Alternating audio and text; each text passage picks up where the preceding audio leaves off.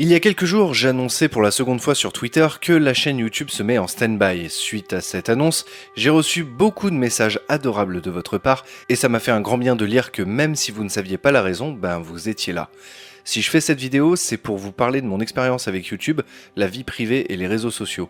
Je me dis que ça peut être utile pour vous en tant que personne qui regarde ma chaîne, mais aussi pour ceux qui aimeraient se lancer sur YouTube, particulièrement les jeunes. Bref, quelques jours après mon tweet annonçant ce stand-by, j'ai vu passer une vidéo de Dirty Biology qui, je trouve, est la plus parfaite pour résumer le monde de YouTube vu de l'intérieur.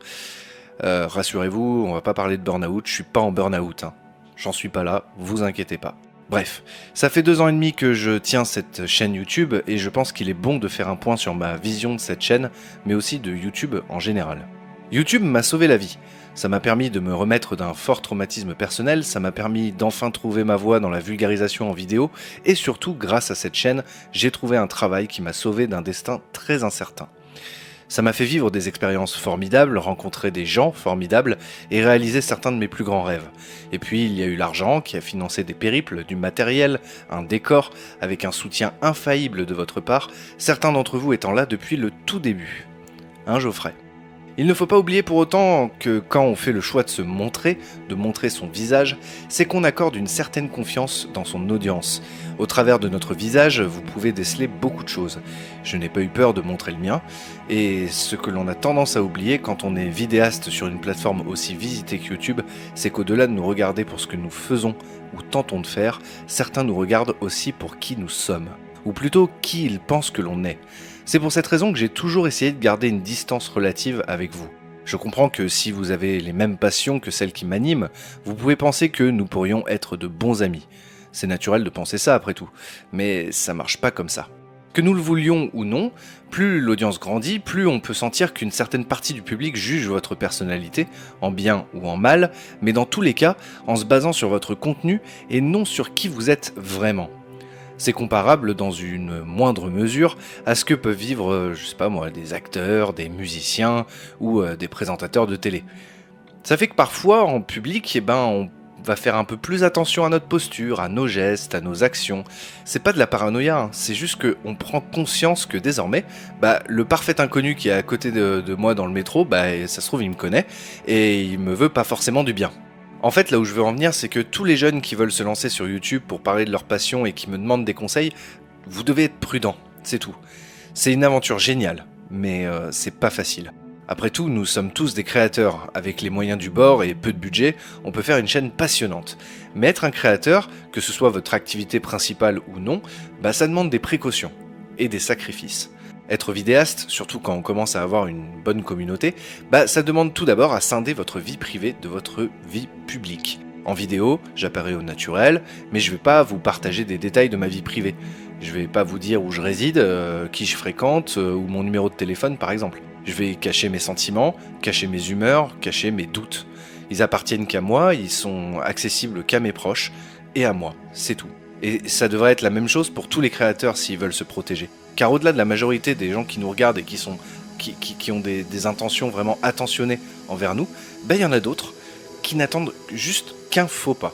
Alors ne pas protéger sa vie privée, c'est prendre un grand risque, et ce même si vous ne faites que commencer votre chaîne, parce que sur internet, rien ne s'oublie.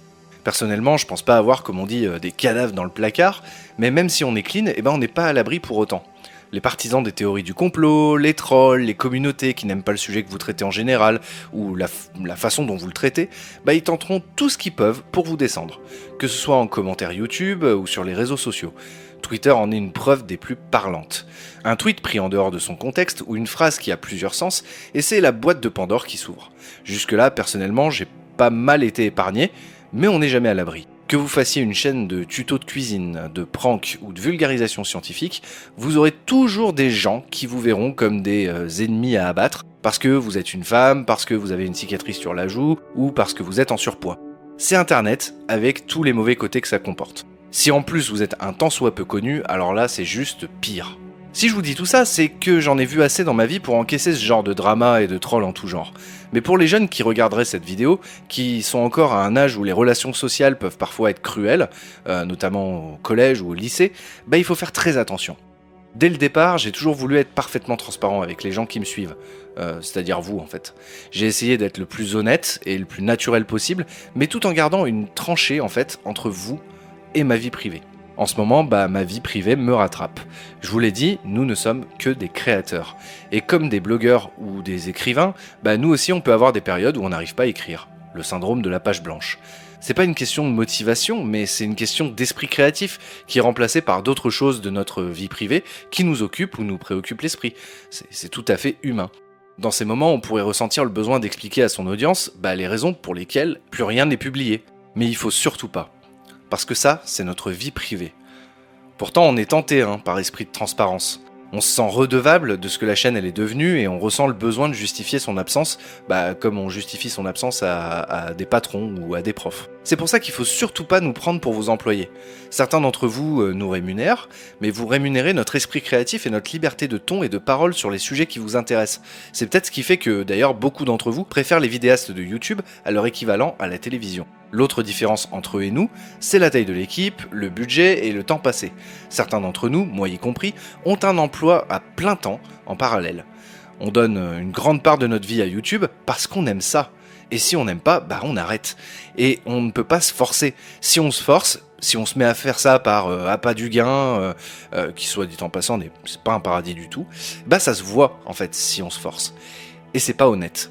Alors vous qui voulez vous lancer, n'ayez pas peur de vous lancer. Il n'y a rien de plus beau que partager sa curiosité, de parler de sa passion et de faire ce qu'on aime.